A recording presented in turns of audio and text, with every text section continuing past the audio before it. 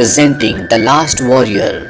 कहानी की शुरुआत में हमें एंशिएंट रशिया को यानी कि पुराने वक्त के रशिया को दिखाया जाता है, जहाँ जंगल में एक योद्धा अपने घोड़े पर भाग रहा होता है। कुछ लोग उसका पीछा कर रहे होते हैं जो उस योद्धा को पकड़ लेते हैं और तभी यहाँ पर एक जादूगरनी आती है जो इस योद्धा को पत्थर का बना देती है। दरअसल इस जादूगरनी का मानना होता है कि ये आखिरी योद्धा है, ये इसके रास्ते में यानी कि इसके काम में अड़चन डाल सकता है, इसीलिए इसको पत्थर का बनाकर पानी में डुबा दिया जाता है, जहाँ पानी के अंदर हमें और भी पत्थर की मूर्तियाँ दिखाई जाती है, जिससे हमें समझ में आ जाता है कि इस जादूगरनी ने सिर्फ इस योद्धा को नहीं बल्कि पहले भी कई योद्धाओं को पत्थर का बनाया है। जादूगरनी ने योद्धा के एक साथी को भी पकड़ा होता है, लेकिन किसी तरह से वो पानी में कूदकर अपनी जान बचाकर वहां से भाग जाता है।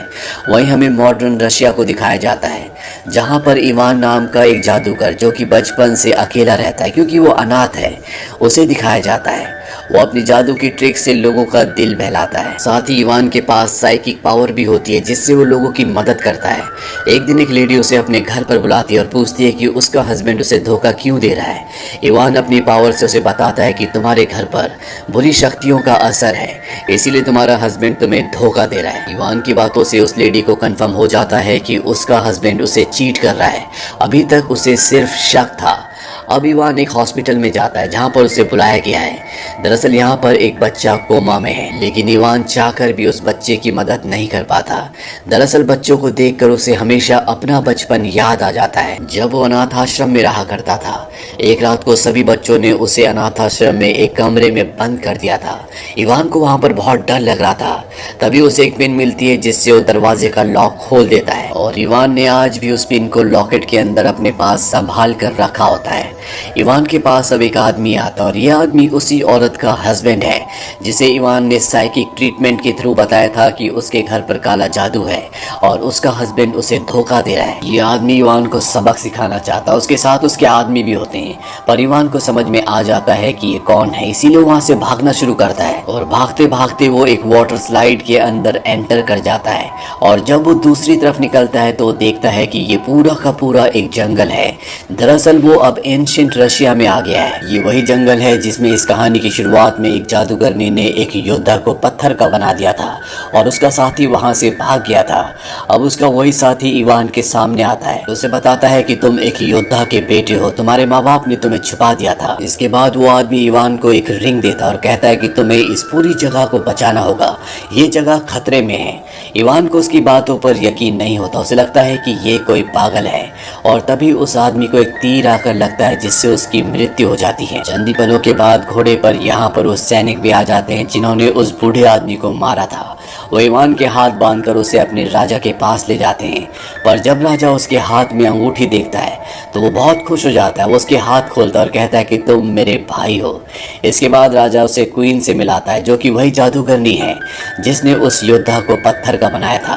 वो जादूगरनी उसे कहती है कि तुम मेरे साथ आओ, मैं तुम्हें महल दिखाना चाहती हूँ। इवान भी उसके पीछे पीछे चला जाता है जहाँ पर वो उसे कैद खाने में बंद कर देती है।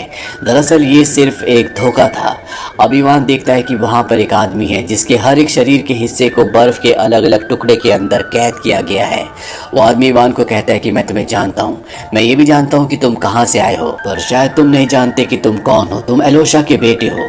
एलोशा वही है जिसे इस कहानी की शुरुआत में जादूगरनी ने पत्थर का बनाकर पानी में डाल दिया था। यह आदमी इवान को बताता है कि अगर तुम अपनी जिंदगी में अपनी दुनिया में वापस जाना चाहते हो तो तुम्हें एक खास तलवार को हासिल करना होगा और इसे सिर्फ एलोशा का बेटा ही हासिल कर सकता है जो कि तुम हो। मैंने भी कभी उस तलवार को हासिल किया था जिसके बाद मैं अमर हो गया, पर जब ये बात राजा को पता चली तो उसने मुझे और साथ ही इस दुनिया में जितने भी जादूगर थे जो भी अच्छा काम करना चाहते थे उन सबको कैद कर दिया। अब सबकी शक्तियाँ पूरी तरह से खत्म हो चुकी है। अगर तुम उस तलवार को हासिल कर लो तो सभी की शक्तियाँ वापस आ जाएंगी और साथ ही तुम अपनी दुनिया में भी वापस जा सकोगे। यहाँ पर अब एक विच को भी लाया जाता है और जब रात हो जाती है तो विच अपनी जादू की शक्ति से सभी गार्ड्स को बेहोश कर देती है और तभी यहाँ पर एक मेंढक को अंदर आते हुए दिखाया जाता है जो कि वसीम वेसिलिसा है जो मेंढक का रूप भी धारण कर सकती है, वो यहाँ पर सबसे पहले उस आदमी को, जिस आदमी के पार्ट्स को बर्फ के अलग अलग क्यूब्स में कैद किया होता है, उसे आज़ाद करती है, उसके हिस्सों को जोड़ती है और इसके बाद वो आदमी इवान को भी अपने साथ लेकर यहाँ से निकल जाता है। अब ये किसी भी कीमत पर उस तलवार को ढूंढना चाहते हैं जिससे न सिर्फ इवान अपनी दुनिया में वापस जा सकता है बल्कि जादू की इस दुनिया में हर एक अच्छे इंसान को जिसको कैद कर दिया गया था उसे भी आज़ाद करवाया जा सकता है। इसीलिए अब ये एक सफ़र पर निकल पड़ते हैं। वहीं राजा को नहीं पता होता कि उसके भाई को क्वीन ने यानी कि जादूगरनी ने कैद खाने में डाल दिया था। उसे सिर्फ ये बताया जाता है कि उसका भाई हमारे कैदी को लेकर यहाँ से भाग गया, जिससे राजा को बहुत गुस्सा आता है। वहीं इवान और उसके साथियों को दिखाया जाता है जो एक तालाब तक पहुंच जाते हैं, लेकिन उस तालाब में एक रक्षक है जिसकी इजाज़त के बिना ये लोग आगे नहीं जा सकते। यहाँ पर जो विच होती है वो अपना रूप एक सुंदर लड़की के रूप में बदल देती है और उससे बात करके उसे इम्प्रेस करती है। इसीलिए वो क्रीचर जो फ्रॉग की तरह दिखता है वो न सिर्फ इन्हें आगे जाने की इजाज़त देता है बल्कि वो इनकी मदद करने के लिए भी तैयार हो जाता है और वो भी इन्हीं के साथ चल पड़ता है। अब ये सब के सब आगे एक गुफा तक पहुँचते हैं जहाँ पर एक जाइंट होता है जो कि खाना बना रहा होता है। ये चुपचाप उसके पीछे से निकल जाना चाहते हैं, पर तभी इवान का फोन रिंग होना शुरू हो जाता है जिससे उस दानव को यानी कि उस जाइंट को पता चल जाता है कि उसके पीछे कोई है। वो पीछे मुड़ता है और इवान के ऊपर हमला करता है जिससे इवान दूर जाकर गिरता है, लेकिन इवान किसी तरह से वापस आकर इसे डिस्ट्रैक्ट करता है और ये सब के सब यहाँ से चुपचाप आगे निकल जाते हैं। जहाँ पर एक खतरनाक नदी इनके सामने आती है, उसके अंदर बहुत ही खतरनाक मछलियाँ होती है। इसीलिए वो क्रीचर जो कि मेंढक यानी कि फ्रॉग की तरह दिखता है वो पानी के अंदर जाता है ताकि वो मछलियों को यहाँ से हटा सके। और ठीक उसी वक्त यहाँ पर क्वीन यानी कि जादूगरनी अपनी सेना के साथ आ जाती है। वो इन पर हमला करती है, लेकिन ये सब के सब अपनी जान बचाने के लिए पानी के अंदर कूद जाते हैं। जहाँ पर वो क्रिएचर जो फ्रॉग की तरह दिखता है पहले से होता है, वो इन सबको कहता है कि तुम यहाँ से जाओ, मैं क्वीन का अकेले सामना करूंगा। और वो रास्ते के आगे आकर अपने शरीर को बहुत बड़ा कर लेता है जिससे क्वीन के सैनिक आगे नहीं जा पाते। क्वीन को इस बात से बहुत गुस्सा आता है और वो अपने जादुई हंटर से उस पर हमला करती है जिससे उसकी मृत्यु हो जाती है। वही इन चारों को दिखाया जाता है जो सब के सब वहां से बचकर आगे निकल पड़ते हैं। दरअसल इवान किसी भी कीमत पर तलवार को हासिल करके अपनी असली दुनिया में जाना चाहता है और वेसिलिसा जो कि फ्रॉग बन सकती है वो ऐसा नहीं चाहती क्योंकि कहीं ना कहीं वो उससे प्यार करने लगी है। और वेसिलिसा जो फ्रॉग बनने की शक्ति रखती है इसके पीछे कहीं ना कहीं क्वीन यानी कि जादूगरनी का हाथ होता है, क्योंकि जादूगरनी ने उसे और उसके पूरे परिवार को एक बार फ्रॉग में बदल दिया था, पर विच ने अपनी शक्तियों से उसे वापस से इंसान बना दिया। अब यहाँ पर एक बार फिर से क्वीन अपने साथियों के साथ पहुंच जाती है। वो इन सब पर हमला कर देती है। इवान को बंदी बना लिया जाता है और जब वो वेसिलिसा के पास पहुंचने वाले होते हैं तो वो ऊपर से नीचे जंप कर देती है, पर इससे पहले कि वो जमीन पर गिरती वो फ्रॉग में बदल जाती है जिससे उसकी जान बच जाती है। वहीं इवान को दिखाया जाता है जिसे जादूगरनी अपने साथ ले जा रही होती है, पर इवान किसी तरह से उसे डिस्ट्रैक्ट करके वहां से भाग जाता है। वो एक ऐसी जगह पहुंच जाता है जहां पर बहुत सारी तलवारें होती हैं और इन्हीं तलवारों में से एक तलवार वो है जो इवान को चाहिए। पर इससे पहले कि वो असली तलवार तक पहुंचता यहाँ पर क्वीन यानी कि जादूगरनी पहुंच जाती है। वो इवान के ऊपर हमला करती है, पर इसी हमले के बीच इवान को असली तलवार मिल जाती है। इस तलवार में इतनी शक्ति होती है कि इसके सामने कोई भी टिक नहीं सकता और जादूगरनी पर वो इस तलवार से प्रहार करता है जिससे जादूगरनी दूर जाकर गिरती है और इस तरह से इवान उसे हरा देता है। और अब इवान का वो साथी आता है जो उसे कारागार में यानी कि जेल में मिला था, जिसके शरीर के हर एक हिस्से को आइस क्यूब के अंदर बंद किया गया था। इवान को उस पर भरोसा होता है इसीलिए तलवार उसे दे देता है, पर तभी इवान को आकर पकड़ लिया जाता है। दरअसल ये पूरा का पूरा एक प्लान होता है। ये जो आदमी है ये राजा के साथ मिला हुआ है और ये तलवार ये राजा को देना चाहता है क्योंकि पूरा प्लान राजा का ही था। दरअसल इस तलवार के बदले राजा उसे एक खास पत्थर देगा। अब राजा वहां पर आता है और जब ये तलवार राजा को देता है तो राजा उसके बदले उसे उस स्टोन को उस पत्थर को नहीं देता। राजा उसके साथ धोखा करता है। राजा इस पत्थर और तलवार की मदद से हमेशा के लिए अमर होना चाहता है। अब राजा इस तलवार से इनके ऊपर हमला करने लगता है, लेकिन तभी यहाँ पर वेसिलिसा आ जाती है जो राजा के हाथ से तलवार को दूर फेंक देती है जहाँ पर इवान है। इवान इस तलवार को उठाता है जिससे कि वहां पर एक गोल बवंडर बन जाता है। इवान तलवार को वहीं पर छोड़कर उसके अंदर एंटर करके अपनी असली दुनिया में आ जाता है। पर वापस आने के बाद उसे वेसिलिसा की बहुत याद आती है क्योंकि वो भी उसे अब प्यार करने लगा है। उसे एहसास होता है कि उसे वेसिलिसा को छोड़कर नहीं आना चाहिए था। इसीलिए एक बार फिर से वो उसी दुनिया में उसी स्लाइड से पहुंच जाता है जिससे वो पहले गया था, जहां पर राजा को दिखाया जाता है जिसके हाथ में तलवार होती है। इवान इस बार अपने साथ गन लाया होता है।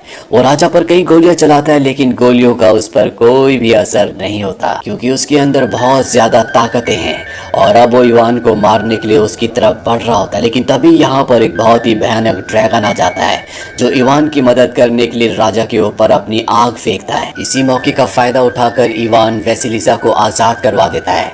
वेसिलिसा इवान को बताती है कि अगर तुम राजा को मारना चाहते हो तो उसके पास जो स्टोन है तुम्हें उसे नष्ट करना होगा, उसी से राजा की मृत्यु होगी। और अब इवान राजा को ललकारता है। राजा अपनी तलवार नीचे रख देता है क्योंकि उसे पता है कि वो इवान से बहुत ज्यादा शक्तिशाली है। इन दोनों के बीच में फाइट होना शुरू हो जाती है। वहीं वेसिलिसा को दिखाया जाता है जो क्वीन से यानी कि जादूगरनी से लड़ रही होती है। इवान को यहाँ पर एक सच और पता चल जाता है कि राजा कभी भी उसका भाई नहीं था बल्कि वो उसका इस्तेमाल करना चाहता था। उसके पिता को भी राजा ने और जादूगरनी ने मिलकर पत्थर का बनाया था। अब इसी लड़ाई के बीच में वो स्टोन उस आदमी के हाथ आ जाता है जिसे राजा ने अपने काम के लिए इस्तेमाल किया था, जिसके हिस्सों को उसने बर्फ की अलग अलग क्यूब में जानबूझकर उस कारागार में रखा था जहां पर इवान था, ताकि वो अपने प्लान को अंजाम दे सके। और अब जिस तरह से वो तलवार से खुद अमर हुआ था, राजा भी अमर हो चुका है और इन दोनों की ही जान स्टोन के अंदर है।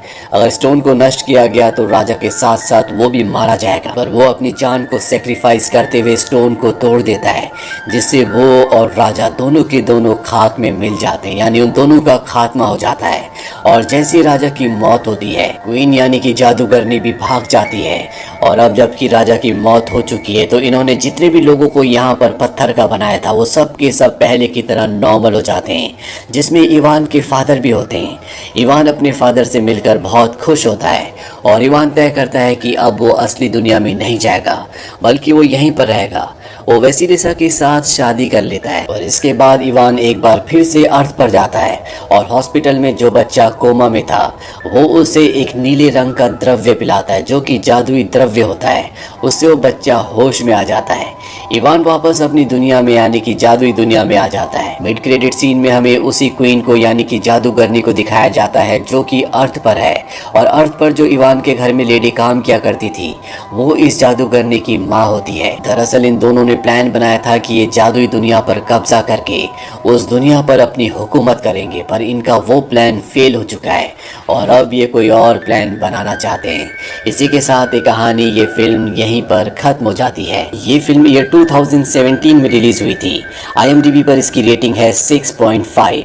उम्मीद करते हैं कि ये कहानी आपको पसंद आई होगी।